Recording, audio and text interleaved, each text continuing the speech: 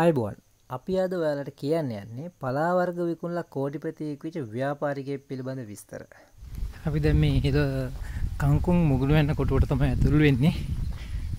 අපි ඉස්සරහා ඉන්නවා අපේ මේකේ අධිකාර මහත්තයා. එතුමත් එක්ක පොඩ්ඩක් කතා කරලා බලමු. මේ අක්කරටක් විතර සම්පූර්ණයෙන්ම තියෙන එතුමගේ වගාව.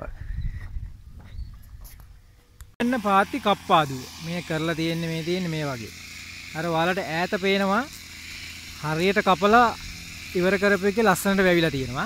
දැන් මේ තියෙන්නේ කප්පාදු කරපු ඒවා. ඒ කියන්නේ මෙයාලා අස්වන නෙලාගෙන ඉවර වෙලා ඒකේ ඉතුරු ගස් ටික සම්පූර්ණයෙන්ම කපනවා. ඒ කපලා ඉවර වෙලා නැවත හැදෙන ටික තමයි අස්වන්න විදිහට ගන්න කපලා මිටි බඳින්න. ඉතින් ඒක තමයි මෙතනදී මේ කරන්නේ මෙතුමා. ඉතින් අපි යාත් එක්කම සාකච්ඡා කරමු. මේකේ වෙන්නේ මොකද්ද? මෙහෙම කරන්නේ ඇයි කියන එක පිළිබඳව එතුමත් එක්ක මේ විශාල ප්‍රමාණයක් එතුමා කරන මහා පරිමාණෙන් වගාව කරනවා. තව මෙතනින් එහා පැත්තේ තියෙනවා එතුමාගේ කංකුම් වගාව. අපි ඒකටත් එතුමත් එක්කම යමු. හොඳ දියපාරකුත් තියෙනවා මේ. කොහෙන් බැලුවත් හොඳ දියපාරවල් ටිකක් තමයි තියෙන්නේ. ඒ වගේම ලස්සන ගේ මැද තට්ටු දෙකේ පොඩි ගියක් හදලා තියෙනවා මේ සේවකයන්ට ඉන්න. එයාගේ අර ඈත පේන ගේ අන්නර පේන ගේ තමයි මේ තියෙන්නේ මෙතුමගේ ගේ. ඔය පේන්නේ එහා පැත්තේ. රයිට්. මේ තට්ටු දෙකේ ගියක් හදලා තියෙන්නේ පොඩි වට අපේ එතුමගේ සේවකයන්ට ඉන්න. මේ ලස්සන ඇලක් දුලක් පොඩි දුලක් තියෙනවා. මේ පැත්තකින් මේක හරිම සුන්දරයි ලස්සනයි. පරිසරය ඉතාමත් කෙසෙල් කතොරු මුරුංගා මේ සෑම දෙයක්ම මෙතුමගේ මේ වගා බිමේ තියෙනවා.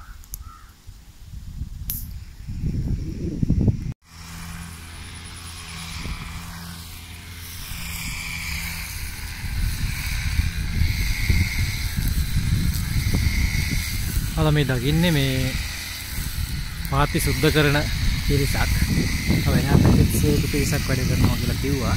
අපි අහලා බලමු කී දිනක් වගේ පිරිසක් වැඩ කරනවාද කියලා.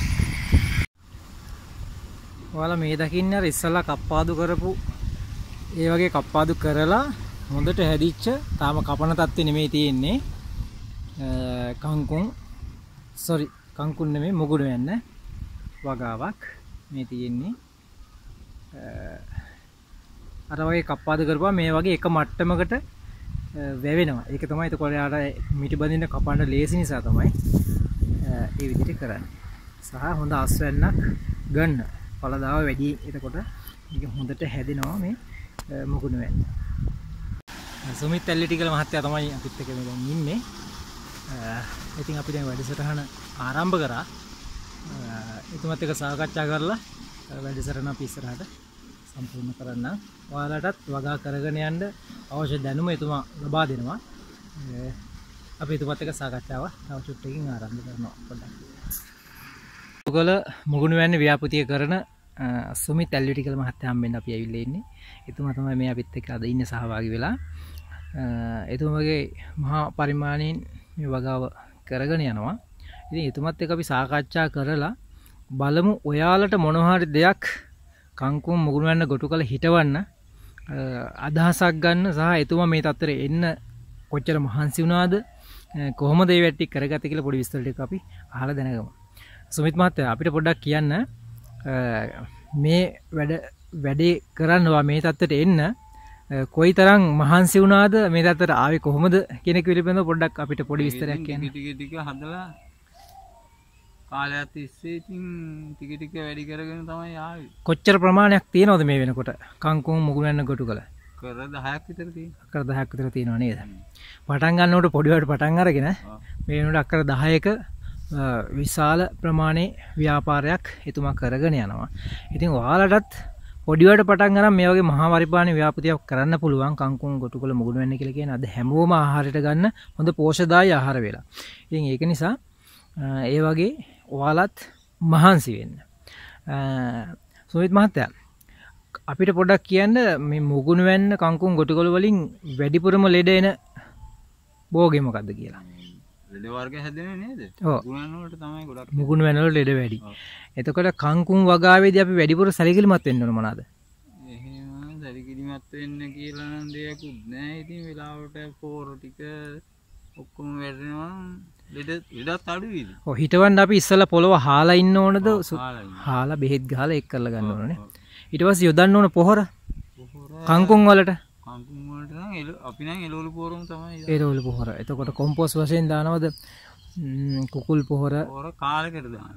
කාලෙකට දාන්න. දාම ඕනේ. ඒ කියන්නේ මේ හැම දෙයකටම එකම වර්ගය දෙන්නේ එතකොට. ඔව්. කොටු කොළ වලටත් මුගුණු වෙන්න වලට. එළවලු පොහොර. ඊට අමතරව අතුරු භෝගයක් වශයෙන් කතර මුරුංගා යනවා. කෙසල්. ඒ වගේ දේවල් යනවා නේද? අපේ දැන් මේ වැඩසටහන ලෝකවාසී ලංකාවාසී විශාල පිරිසක් බලනවා. ඉතින් මේ අයට ඔබතුමාට කියන්න තියෙන්නේ මොකද්ද? මේ වගේ දෙයක් කරන්න මහන්සි වෙන්න උපදෙස් හැම ගන්න ඕන වුණොත් ඔබතුමා මොනවද උපදෙසක් දෙන්නේ ඒ අයට? උපදෙස් ඉතින් කරගෙන ගියහයි ඉතින් මේ පාති ටික හදලා ඉස්සෙල්ලා ටිකක් හිටෝලා පාතකෝ කරලා බලන්න. පාති දාන්න ඕන අනිවාර්යෙන් නේද? පාති දාන්න ඕනේ. වතුර එතකොට කොහොමද මේවට ගොඩක් ඕනද? ඒක පායන කාලේ ඉතින් පොම්ප කරන්න. වතුර පොම්ප කරන්න පායන කාලේ නේ. ඔව්. පායන කාලේට නම් ඕනේ. අපි ඉස්සෙල්ලා වීඩියෝ කරා කප්පාදු කරනවා. කංකු මුගුණු වෙන්නේ නේද? ඒ පිළිබඳව පොඩ විස්තර ටිකක් කියන්නකෝ. ඒක ඉතින් ඒ කපලා ඉවර වෙලා කප්පාදු කරන ඉතුරු ගස් ටික කප්පාදු කරලා ආයි මේ දියලනකොට පොර දාන්න. ඒක කප්පාදු කරාම තමයි එක මිටියක් විදිහට ලස්සනට කපා. රයිට්. එහෙමනම් අපේ ඉන්නවා විශාල ශ්‍රාවක පිරිසක්. ඒ අයට දෙන්න ඕන උපදේශක්. මොකක් හරි උපදේශයක් මේක පටන් ගන්න. මොකද දෙන්න පුළුවන් ඔබතුමාට උපදේශ? ඉදන් තියෙනවා නම් ඉතින් පටන් ගන්න කරන්න පුළුවන්. එකපාර ගොඩක් හිතවන්නේ නැතුව පොඩ කරලා බලන්න. එතකොට හැකියාව එනවා. මේ වෙනකොට ඔබතුමා ගාව සේවකයෝ කී දෙනෙක් වගේ වැඩ කරනවද? මේකෙන් යැපෙනද ඔබතුමාගේ? සේවකයෝ මේ වෙනකොට වැඩ කරන 6 දෙනෙක්. 6 දෙනෙක් වැඩ කරනවා. අක්කර 10ක භූමි ප්‍රමාණයක් තියෙනවා. 6 දෙනෙක් මේ වෙනකොට නිත්‍ය සේවකයෝ විදිහින් වැඩ කරනවා. ඊට අමතරව තව ඉඳලා හිටලත් කට්ටිය ඉන්නවා නේද? ඒතර ඊට අමතරව දැන් මේකෙන් තව යැපෙන පිරිස විශාල පිරිසක් ඉන්නවා. ඔව් ගෙනියන කට්ටිය. කොච්චර වගේ ප්‍රමාණයක් ඔබතුමා ගාවට එනවද මුගුණු වෙන්න කංකුම් කොටු කරලා ගෙනියන්න? කීල්ස් එකටත් ඔබතුමා යනවනේ දෙනවාට. ඔව්. හොඳම ප්‍රොඩක්ට් එකක් තමයි මේ තුමාගෙන් නිෂ්පාදනය වෙන්නේ ලස්සනට මේ වගේ මේ බලන්න ඔයාලා. ඉතින් මේක ඔයාලටත් පටන් ගන්න පුළුවන් මේ විදිහටම. මොනවා හරි උපදේශක් ඕන නම් අපි දුරකථන අංකය සඳහන් කරනවා. ලබා ගන්න පුළුවන් එතුමාගෙන් පෞද්ගලිකවම කතා කරලා දැනගන්න පුළුවන් විස්තරයක්. ඒ වගේ මේක වෙළඳ පොළට යවන්නේ කොහොමද? ඒ පිළිබඳ විස්තරත් අපි මේකේ යටින් සඳහන් කරලා දාන්නම් ඔයාලට. විශාල පිරිසක් අපි බලන අපෙන් හම්බන්තොට මහත්මයෙක් අහලා තිබුණා කොහොමද කංකුම් වගා කරන්නේ මොනවාද අවශ්‍ය බීජ කියලා. එතුමාටත් අපි විස්තර ටික දෙන්නම්. එතුමාගේ දුරකථන අංකය තියෙනවා අපිත් එක්ක. ඉතින් ඒ ටික දෙන්නම්. ඒත් එක්කම සාමාන්‍ය අපි දවසකට මිටි කීයක් වගේ කංකුම් ඔබතුමා දෙනවද මේ වෙනකොට? ඔව් වර්ග දෙකෙන් 800ක් 1000ක් අතර ඉතින්.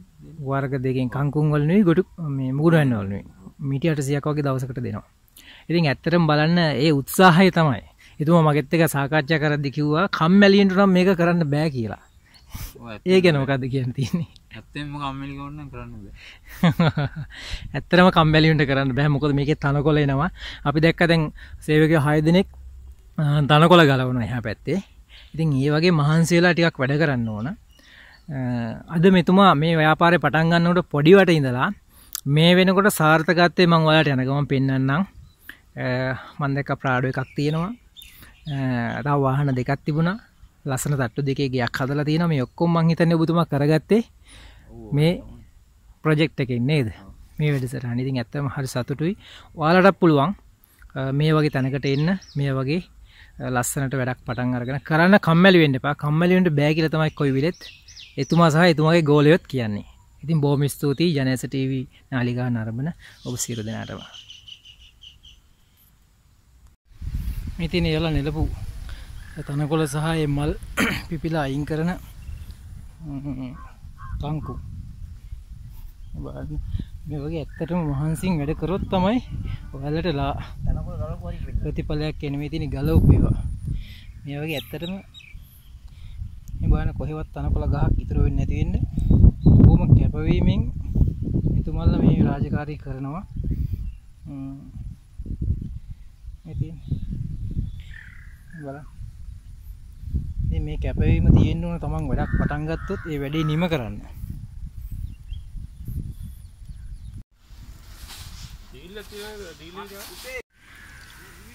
කංකුම් වලට පොහොර ඉහින ගමන් ඉන්නේ අපේ මේ ආයතනයේ පරණම සේවක මහත්තයා තමයි මෙතුමා.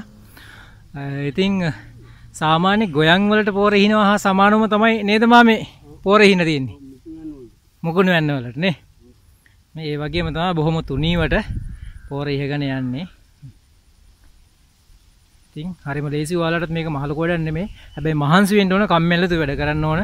ඒක තමයි හැමෝම කියන දේ. ඒ නිසා ඔයාලට මේකත් සාර්ථකව කරන්න පුළුවන්. මේ තියෙන තරවයි කපපු කංකුම් දැන් වැවිලා පොහොර ගන්නවා යාලා. මේ ඉන්නේ වැඩ කරන අය විශාල පිරිසක් ඉන්නවා. 6 දෙනෙක් සේවකයන් ඉන්නවා. අර තනකොළ ගලන අය